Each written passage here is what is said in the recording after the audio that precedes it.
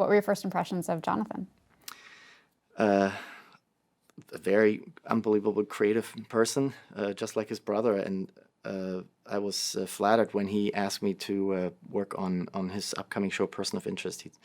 After Batman was over, he called me up and said, "I'm doing this TV show, and would love you to be involved with it." So he sent me the pilot was already shot at the time, and so he sent it to me, and it was incredible. It kind of had a Batman thing to it, actually. It was the one of the two main characters was going around town and helping people. He was always out in the field, basically, and while the other character was back at base, giving instructions of, "Oh, we need to save this person, and so it was very like a more of a contemporary version, I guess. And so the music needed to be heroic at times and technology based too, because there was a lot of with just video cameras capturing everybody's movement, and so it was kind of a hybrid score, and very very interesting project.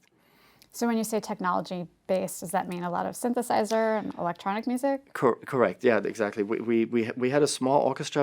I want to say we recorded with there was a 20-piece string section, but the rest was all done electronically. So there was a lot of synthesizers, and so it's that was kind of mixed together. So I read an interview in which Jonathan Nolan said he brought back Root because you wrote an amazing theme for Root and he wanted to hear it again. So talk to us a little bit about Root's theme. I mean, I'm not.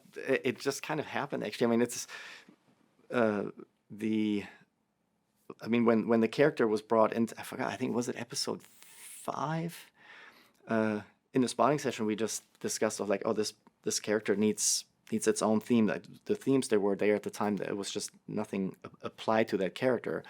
But I never, and I guess neither did Jonah, because none of us thought that, oh, this will have a longer lasting, that the theme will last longer after this episode, or episodes. I forgot how many episodes she was in, but I didn't find out after the fact, because I hadn't read any of the scripts or anything, but I didn't find out after the fact that the music for her, I guess, just triggered the spark for him to say, you know what, let's keep this going. This character makes it interesting and exciting, and so let's keep it going. So that wasn't done intentionally. Did you do a lot of individual character themes?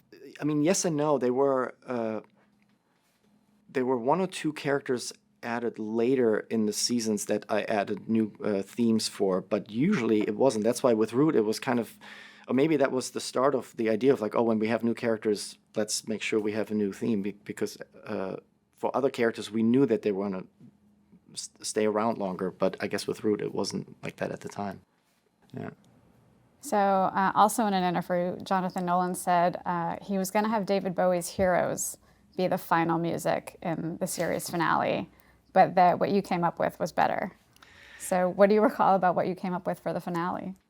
I mean, it was always one of those things where, again, things had to be done so fast, and when songs get chosen, they have to be cleared, and that can take a while. So we would always in the spotting session say, we might use this song, but Ramin, why don't you write the scene also, and then we can see maybe if the song doesn't get cleared in time, we have score, or we can just, this would be also great for what the scene's doing, and an epic version of our theme or a theme from the show could be great here. So whatever we would discuss, clearly it must have done something for Jonah when he heard the piece, that he said, you know what, let's just stick with it. The way this flows is nice.